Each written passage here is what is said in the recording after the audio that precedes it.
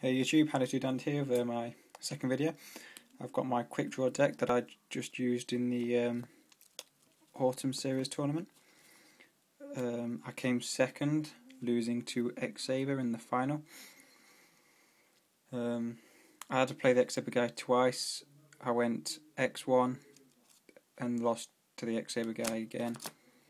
And yeah, but I've just literally got back, thought I'd do a video. I'll upload it for you guys to show you my Quickdraw deck that I used and see what you guys think of it. So yep, here goes.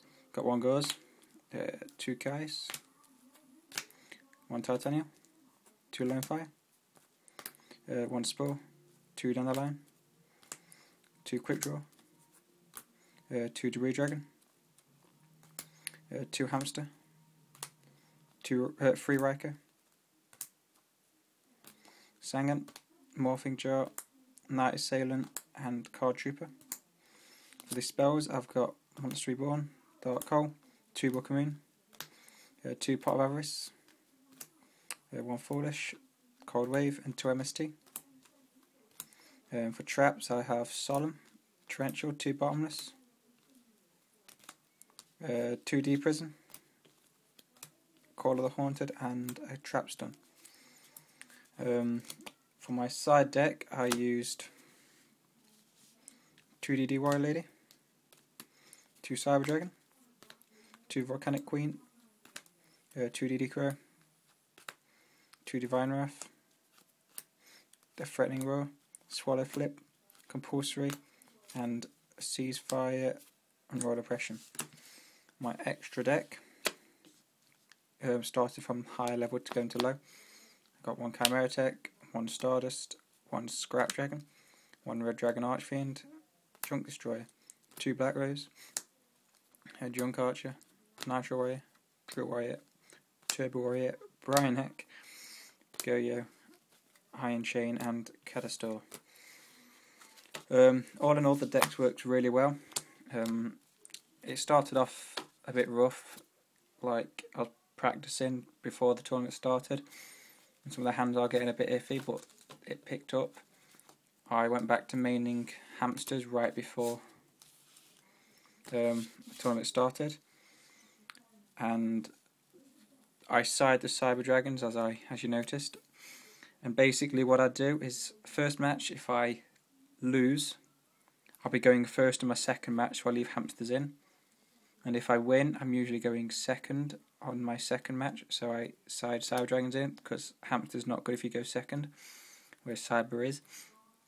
So basically, depending on how I did in the first match, I will swap and change the hamsters for the Cybers. And then because hamsters have left, I usually side out the Night Assailant as well, because then it's only got 4 flip effects to work off. And I usually drop in a DD Crow or a DD Warrior Lady, depending on the deck I'm playing against for that.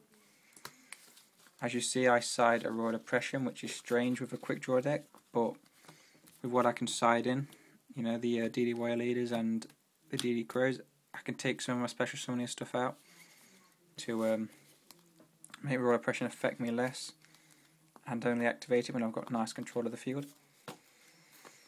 My monster lineup is pretty standard for a Quickdraw deck, but it worked really well for me. I went back to using Morphing Jar this format because of Heavy Storm gone. So now when you set a monster and then set like 4 back row, people won't be reading the Morphing Jar, they'll just be thinking, I'm just setting 4 back row because, you know, no Heavy Storm. So usually people attack first and then set to prevent Riker popping back row. So basically Morphing Jar will indirectly rid a lot of their back row stuff.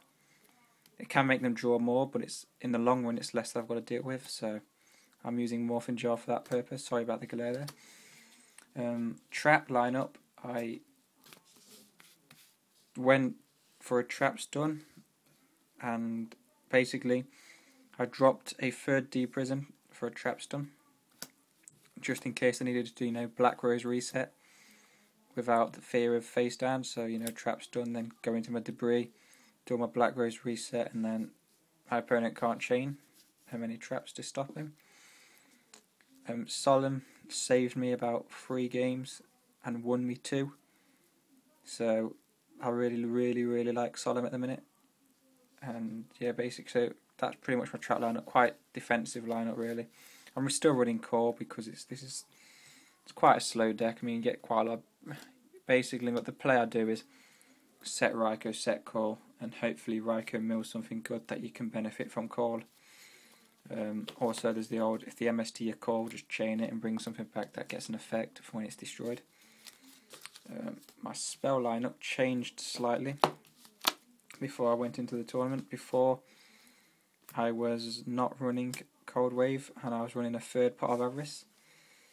But then I dropped the pot after playing a kid, and I played this kid about 5 times, I think 4 or 5 times.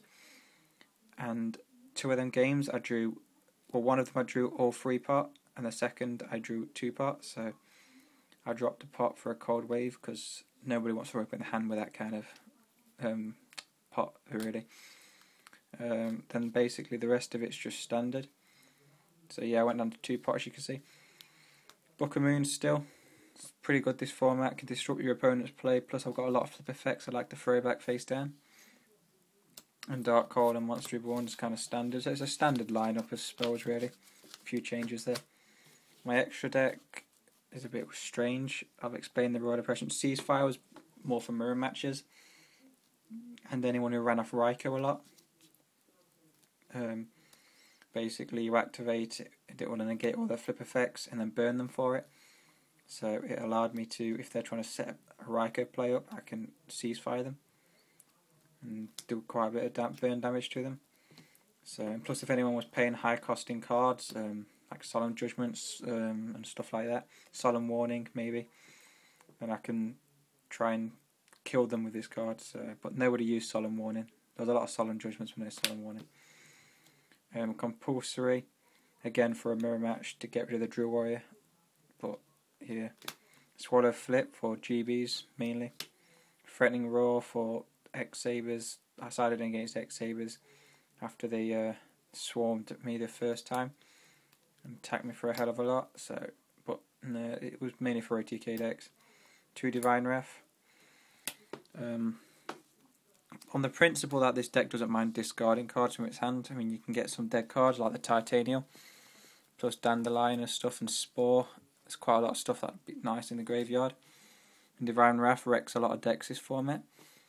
I know there's Chivalry, that's a better version of Divine Wrath, but, well, it's Divine Wrath, but can only activate, you have to activate in the damage step, or battle phase, I think. So, basically, it's the whole 7 Tools of the Bandit and Trap Jammer thing, if you know what they are. 7 Tools of the Bandit has a cost, Trap Jammer doesn't, but Trap Jammer can activate in the battle phase, but nowhere else. This is the same thing. Divine Wrath has a cost, can activate any time. Chivalry has no cost, but can only activate in the battle phase. So I went for the Divine Wrath, because it can target a lot more effects. 2 DD Crow. There's a lot of graveyard dependent decks out there. I mean, Quickdraw is one of them. X-Sabers. There was another deck I sided this in against. Those Light Swans there. So DD Crow came in handy. I probably goes down to siding 1 because in Quickdraw you can mill them, and then if you do need it in your hand just for insurance, draw it to your hand, or part you mill quite quickly. So I might go down to siding 1, DD Crow, or maybe even maining it. So Volcanic Queen for Herald decks. I went 2 of them, but there was no Herald there, luckily, so they never got a siding, which is alright. So yeah, but they're mainly for Herald decks really, and maybe Infernity, but mainly Herald. 2 Cyber Dragons, which I've already explained. Cyber Dragons will always be sided against Machina, but it was in my side deck on the principle that if I lost, they'd stay in my side. If I won, they'd come into my main.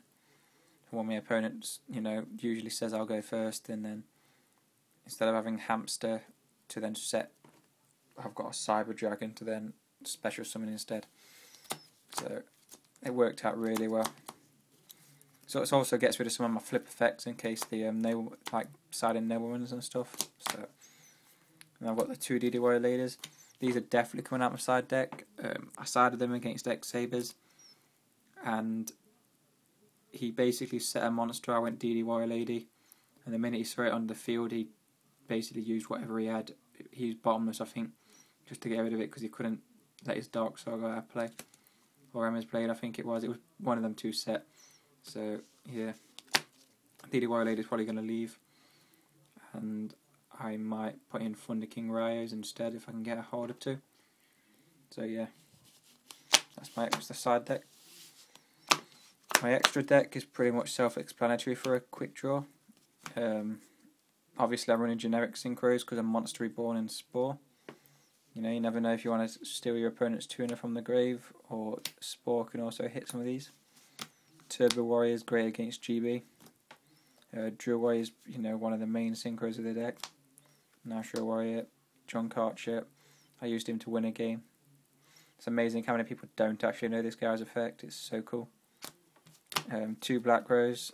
I must have summoned Black Rose more times than I summoned any other synchro, really. So, Junk Destroyer, neat effect, won me a game as well.